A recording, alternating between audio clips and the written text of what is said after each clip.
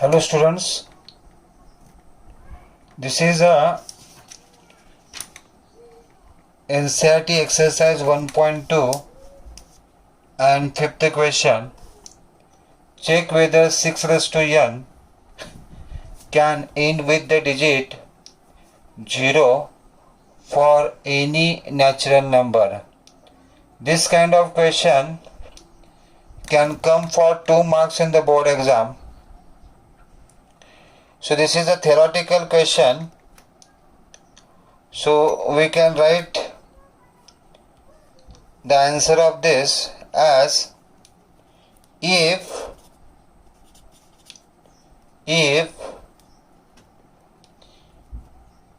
the number 6 raised to n, the number 6 raised to n for any natural number n ends with the digit 0, ends with digit 0, then it is divisible by 5. Then it is divisible by 5. That is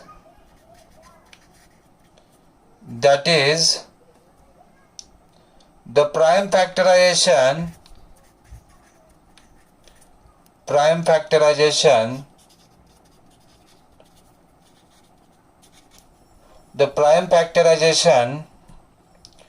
of 6 raised to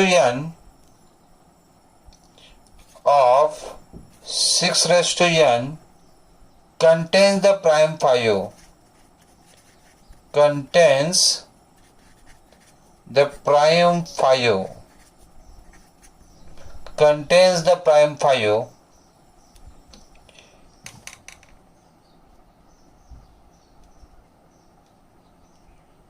This is not possible because this is not possible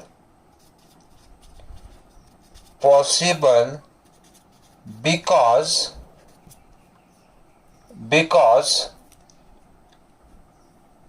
the prime factorization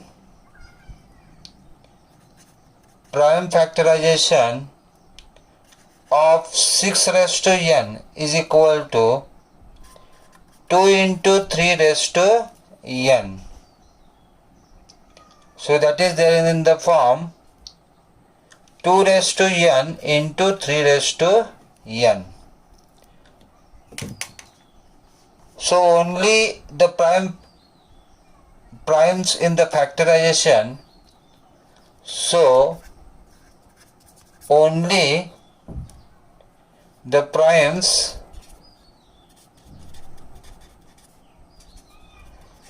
in the factorization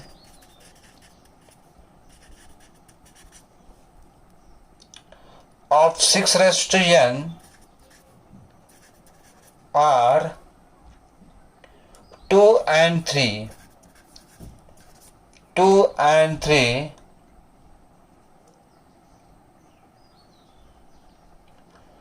So there is no natural number. So there is no natural number n for which 6 raised to n ends with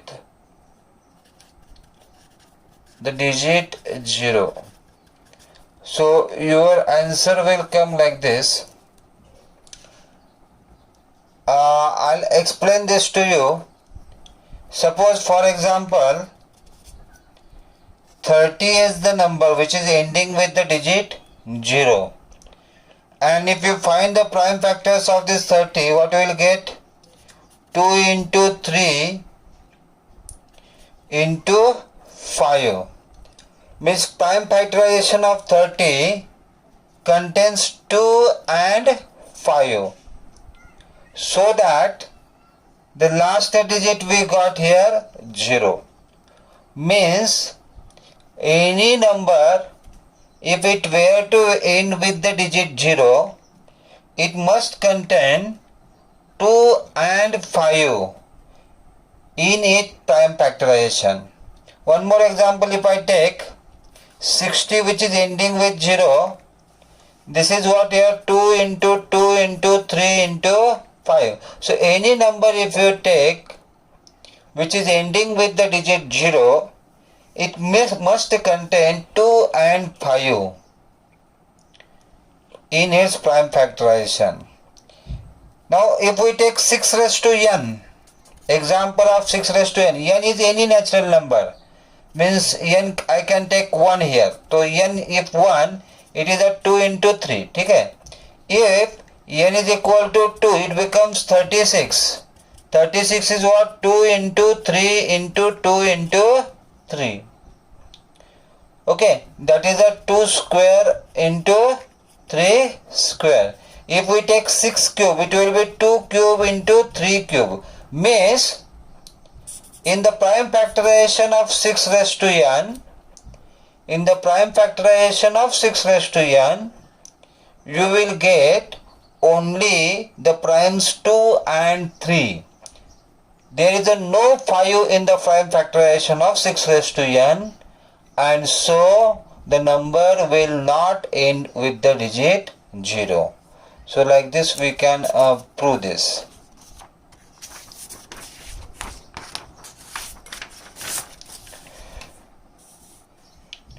We'll move to the next question. Same exercise, 6th question.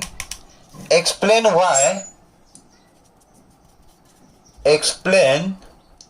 why 7 into 11 into 13 plus 13, 7 into 11 into 13 plus 13 is a composite number. Is a composite number. Is a composite number. Okay. So if we take 7 into 11 into 13 plus 13, 13 can be taken common here. So this will be 7 into 11 into 1. This 13 will be common, plus 1 into 13. What we have done? 13 we have taken as a common. 7 into 11, 77 plus 1, that is 78 into 13. This 78 you can write as 2 into 3 into 13 into 13. Means this can be written like 13 square into 2 into 3. Since this given number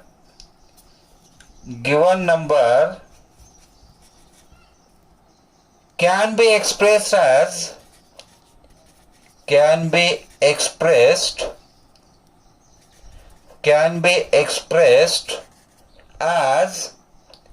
a product of primes,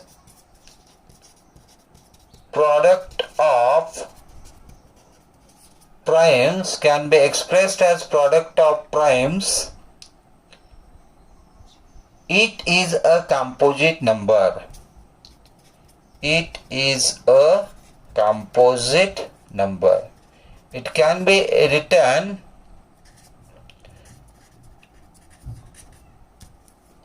in the form of product of the prime, so it is a composite number. Composite number is what? Composite number is a number which we can divide.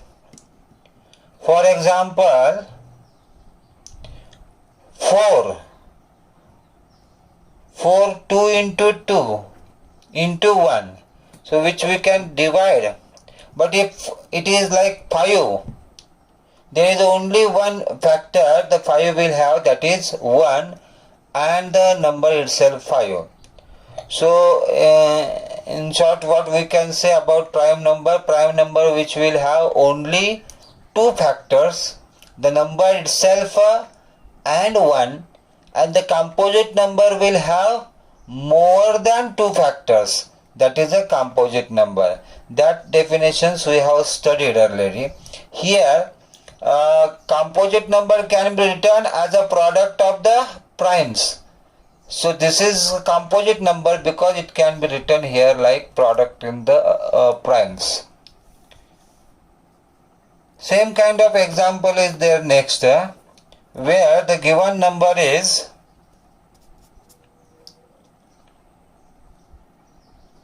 7 into 6 into 5 into 4 into 3 into 2 into 1 plus 5.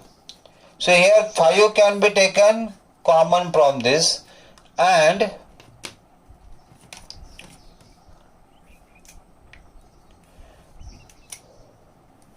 if 5 is taken common, then this number become 5 in bracket, the remaining all numbers, that is a 7 into 6 into 4 into 3 into 2 into 1 plus 1. In place of this 1 will left. And if we multiply this all,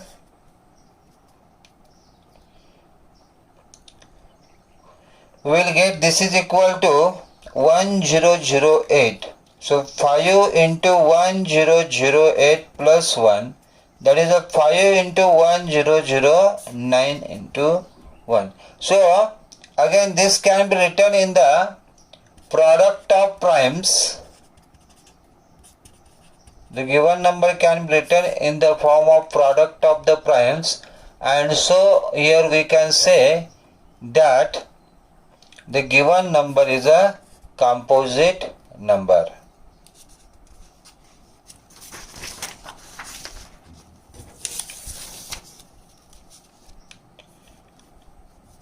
Now we will move to the next question from the same exercise, and that is a word problem is given. So just I will read the word problem here. You can see in the textbook. There is a circular path around a sports field. Sonia takes 18 minutes to drive one round of the field, while Ravi takes 12 minutes for the same. Suppose they both start at a same point and at the same time and go in the same direction. After how many minutes will they meet again at a starting point? Means minimum time required to meet again. So it is simple here. You can find the LCM of the given two numbers. Sonia and Ravi start at the same time from the same point and go in the same direction and at the same time. So to find the time when they will meet again at the starting point, here we have to find LCM of the given numbers. So which two numbers are there? 12 and 18. So we can get the answer by finding the LCM. So we will find LCM of 12 and 18. We will find LCM of 12 and 18. So here 12 is equal to 2 into 2 into 3, that is a 2 square into 3, and 18 is equal to 2 into 3 into 3, that is 2 into 3 square, and therefore LCM of 12 18 is equal to, now what is LCM? LCM we have to see the factors and the highest exponent you should see. Here 2 square is there, here 2 raised to 1 is there. So highest one will be 2 square.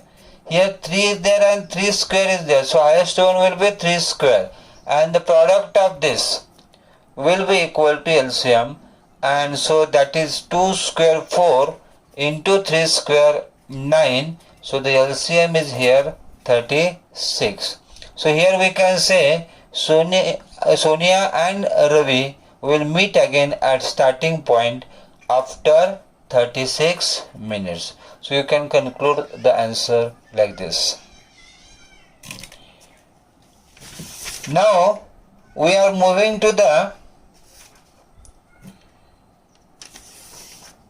next question from this regarding the irrational number. Revisiting irrational numbers.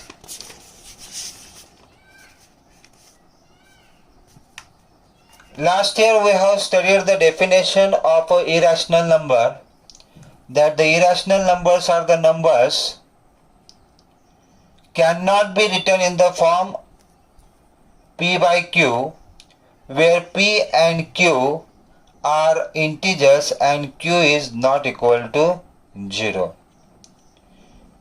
Before here in this exercise we are going to prove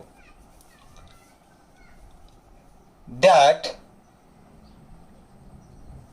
last year we have studied the square root of prime numbers like square root of 2, square root of 3, square root of 5. These 2, 3, 5 are the prime numbers.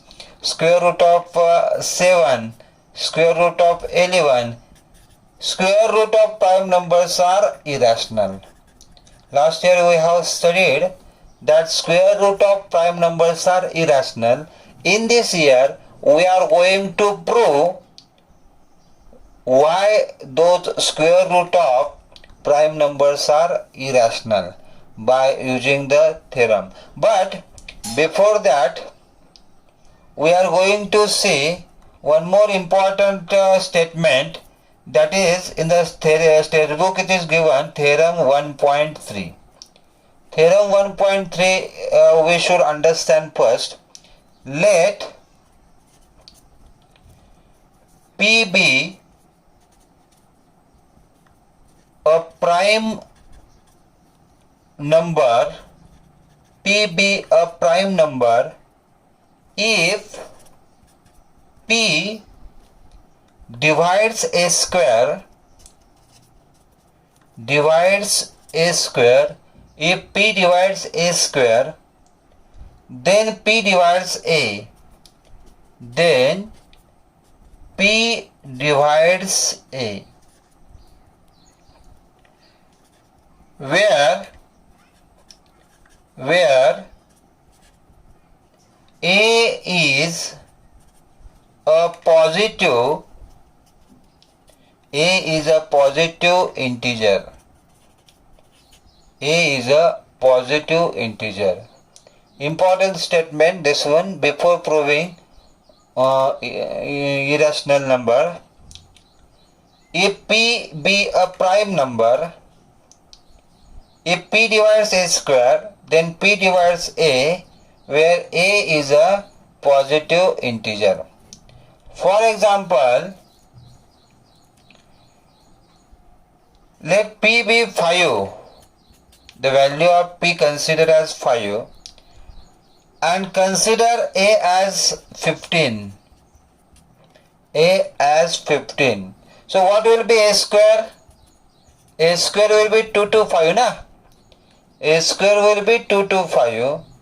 Here, if P divides A square, if P is a prime number which divides A square, means 2 to 5 divided by 5, which is possible, and this completely divisible, you will get 45. If P divides A square, then P also divides A, means this 15 is also can be divisible by 5, by that prime. Yes or no? It is a completely divisible here. So if a square is divided by p, then a is also divided by p.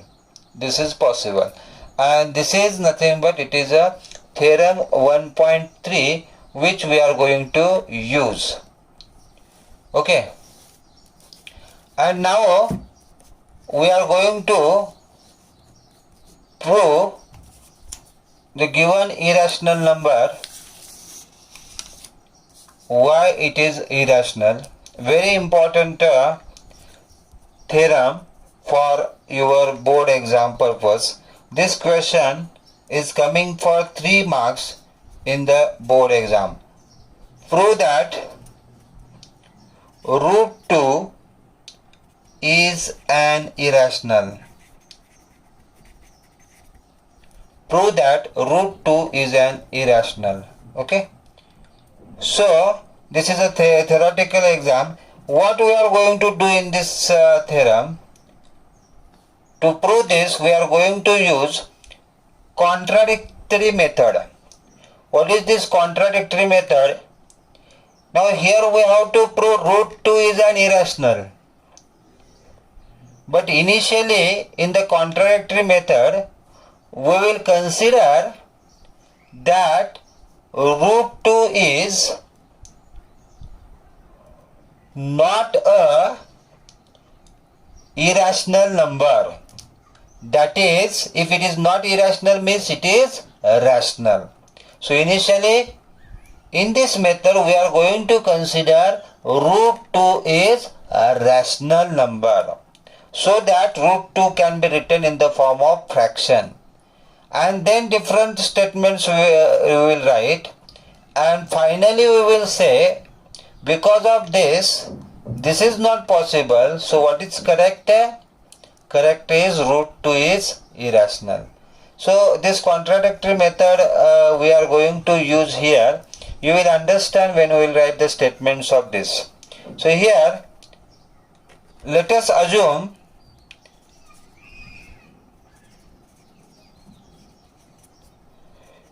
you will not skip any statement from this.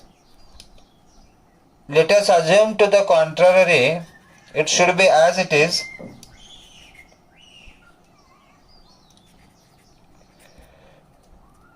That root 2 is a rational number. Rational number. Root 2 is a rational number. We will consider root 2 as a rational number. So we can find co-primes. So we can find co-primes A and B, where B is not equal to 0, such that root 2 is equal to A by B. So this is our first statement. Here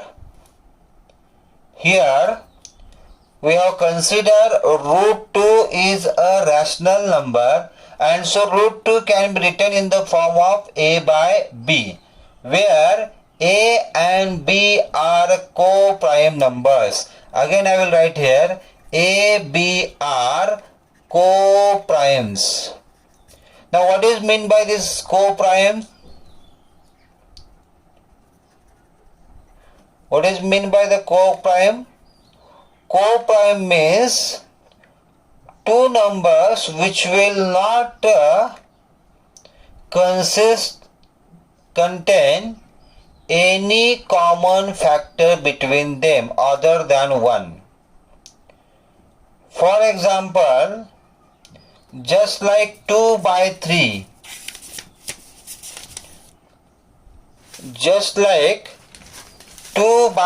if I take an example of 2 by 3, okay, is there any common factor between 2 and 3 other than 1? No. So I can say 2, 3 is a pair of co-prime number. For example, 5 by 7. Is there any common factor between 5 and 7? No. So, I can say this is as co-prime, example of co-prime. So, co-prime are the numbers which will have only one common factor between them, that is 1. Other than that, there is no common factor between the given numbers, that is called co-primes. So here A and B are co-prime numbers. Okay. And this B will come this side. So in the next step it will be root 2B is equal to A. If I take square to both the side, taking square to both sides, what I will get here? That is a 2b is equal to a square. 2b square is equal to a square. Now in the next step, this 2 will go this side. B square is equal to a square by 2. B square is equal to a square by 2. This means what? This means 2 divides a square. ठीक है? 2 divides a square. But theorem 10.3 states, as per the theorem 10.3, if 2 divides a square, 2 is a prime number. If it divides a square, then 2 also divides a, its square root. 2 also divides a. This is the third statement. So if 2 divides a square, theorem 10.3 states that if any prime number divides the square, then the given prime number also divides its square root. So 2 divides a. Okay. Here 2 divides a, which is there, that I will consider as C. Let a by 2 is equal to C. Therefore, a is equal to 2c. Now here again I will take a square. Taking square, I will get a square is equal to 4c square. I will get here a square is equal to 4c square. Okay. Here this statement, see here, this is, I will put star here, where it is written 2b square is equal to a square. Where it is written here 2b square is equal to a square. And here a square term is there. So this a square term I will replace by 2b square. So it will give me 2b square is equal to 4c square.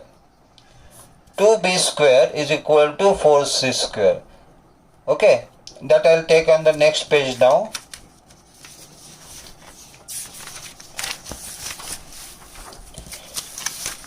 Okay, I'll continue this here now. I have the last statement as 2b square is equal to 4c square. Now this 4 will come this side. It will give b square by 2 is equal to c square. This statement states that 2 divides b square.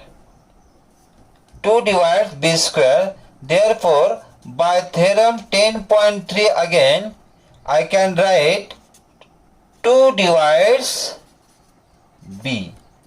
This is my fourth statement. 2 divides b. Now here see the third statement and see the fourth statement. What are the third and fourth statement? Third statement states that 2 divides a. Third statement states that 2 divides a.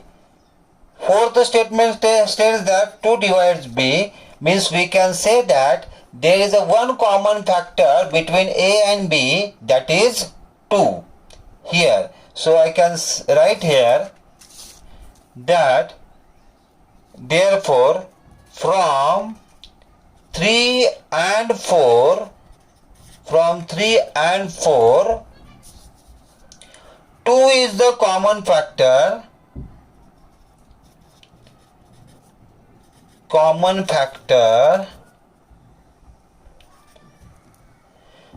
between 2 is a common factor between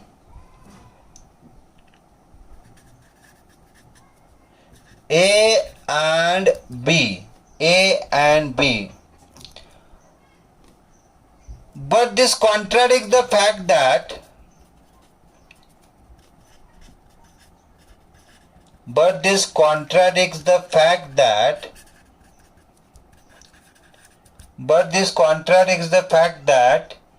A and B are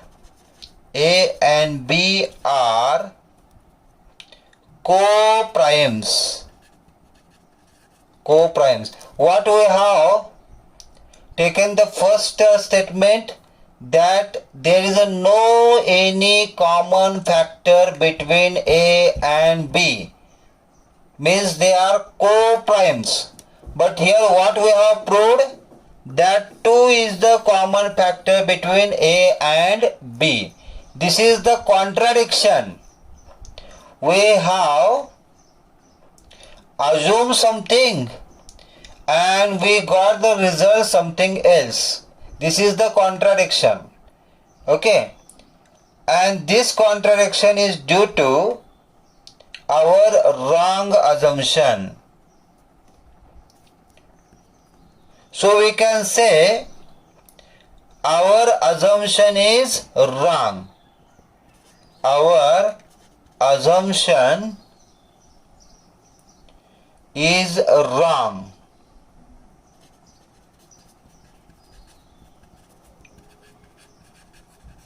Our assumption is wrong. So we conclude that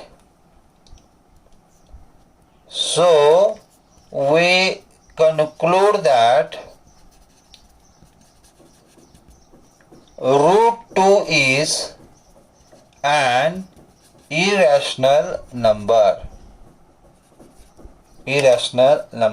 So this is a very important example where we have proved root 2 is irrational.